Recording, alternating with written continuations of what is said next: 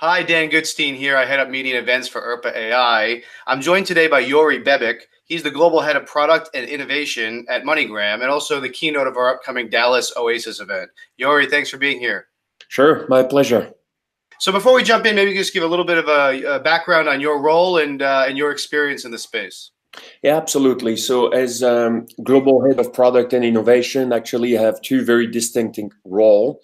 The first one is managing all project and product initiation at MoneyGram. MoneyGram is a money transfer company.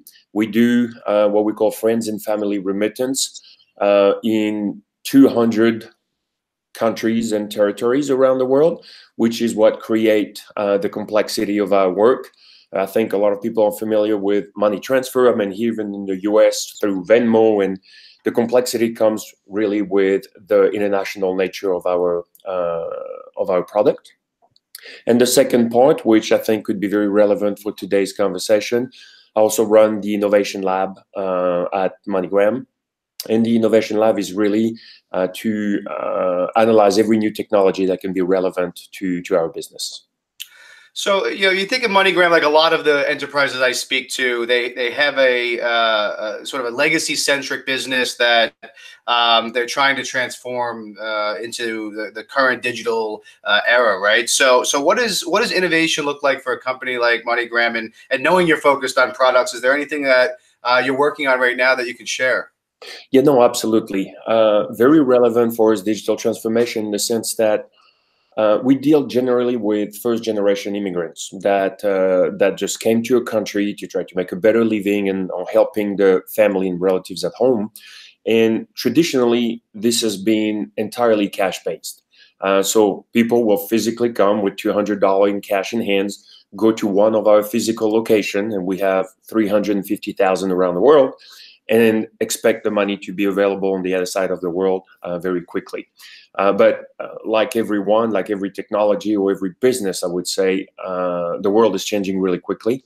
Everything is becoming driven by mobile technology, and we see a significant shift of usage of phones, of course, an application for money transfer, not only for sending, but also for receiving, where cash is quickly disappearing in some part of the world, such as China, India, where people are just using more wallets. So technology for us and innovation is really to try to go with the way people want to move money, the way they want to do business with us. Sure, sure. So we as an organization are focusing more and more on digital transformation as a whole. But for many years, our members have come to us primarily for help with software automation, RPA, AI now, and more things like IoT, analytics, blockchain, cybersecurity, cloud, mobile, right? What elements are part of your innovation portfolio? That's actually a very good question, because the easy answer is all of them. And I can give a couple examples. Of course, because we move money, it's highly regulated.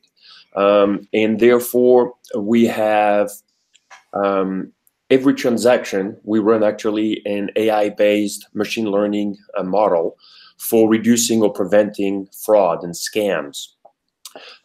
So the way we collect the information from the sender and the receiver, and then we run this on our models, and our models will predict if the transaction is likely to be a fraudulent transaction or not.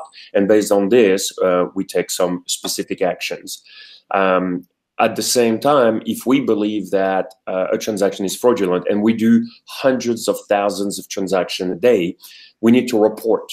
So typically we call that a suspicious activity report. Thousands of them, very difficult to do. I mean, very time consuming. And so RPA is a perfect model. This was actually the first RPA bot that we built, was to actually file suspicious activity reports instead of having literally tens of people into doing that very manual task. Blockchain, you mentioned.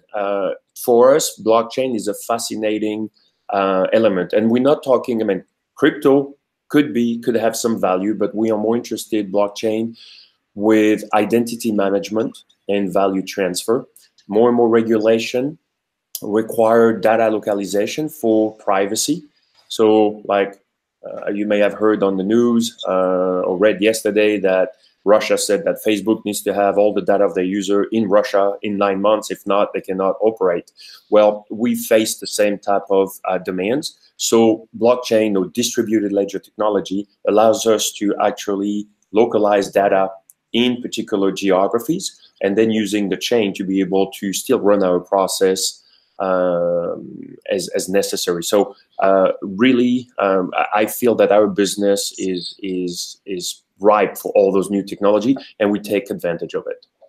Oh, great. Well, in fact, I was going to ask you, right? So the world of payments and transactions is clearly changing very rapidly. There's less and less cash out there, new platforms emerging every day. And you mentioned cryptos and new currencies popping up pretty frequently. So how does this affect what you're trying to provide to your customers? Yep. So we did actually a proof of concept with one cryptocurrency. I mean, we made a press release, so I mean I can mention that was with the Ripple, where we are trying to see if we can use cryptocurrency for liquidity in the markets.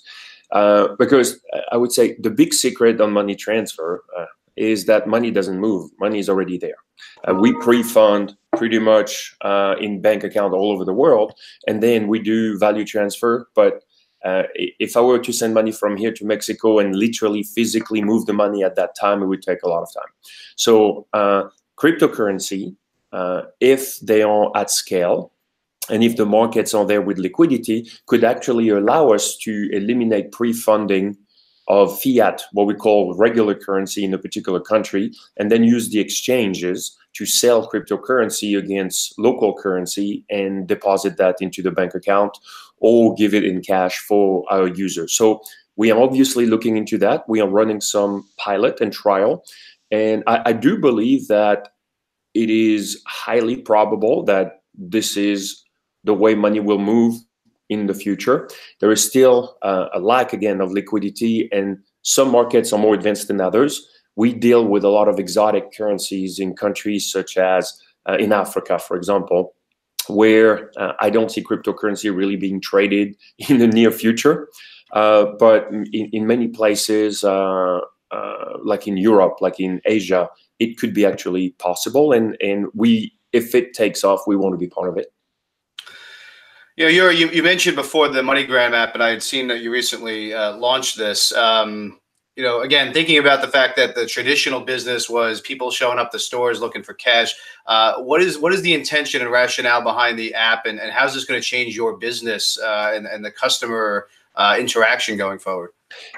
This is actually the biggest development that we've done lately. 2 years ago, literally, we didn't have an app, and we barely had one website in the US. We are now in 24 countries with both website and app. And the app is really to move from a transactional-based model to go to a consumer-based model, where we want to be able to manage and have a direct relationship with the consumer. To, of course, like I said earlier, to let them move the money the way they want. So we see more and more people that are interested in not going physically to a location and doing the money transfer directly through an app. And the challenge for us, where the user experience is the most challenging, is that moving money is really a trust-based application, services, sorry, and transferring that trust on the brand that we have when you talk to a physical person to be able to send money and they trust that you're going to give that on the other side, to transfer that to a mobile application is our primary challenge. We believe we've done a good job at it, but for example, we use a concept that if somebody wants to send money to Mexico, well, we will instantly show a picture of Mexico. So like this, they feel that they're home. If they send to the Philippines, we'll show a landmark of Philippines. And that we have good feedback from consumer that they say, wow, there's this company, they get it. So it's a very simple feature, but it shows that we care. And so this is what we are trying to build our digital assets on that customer experience. Yeah, great. You mentioned customer experience, and probably of the 2 or 3 top things our members ask us about today, customer experience is on the top of that list. There's so much of the innovation that's happened, certainly in the RPA software automation space, in the early days of outsourcing innovation. Most of it was internal operations, back office centric, not necessarily affecting the customer all that much. What's your vision for how this changes in the future? I think every service that is successful nowadays is free, pretty much. Facebook is free, Google is free. I mean, people expect the best services and expect to pay nothing. And this is where I see innovation really playing, because it's a way to lower the cost of what we do. It's a way to automate. So that's why, to your point, most of the innovation was back office driven, just to automate processes, to eliminate the cost of running operations.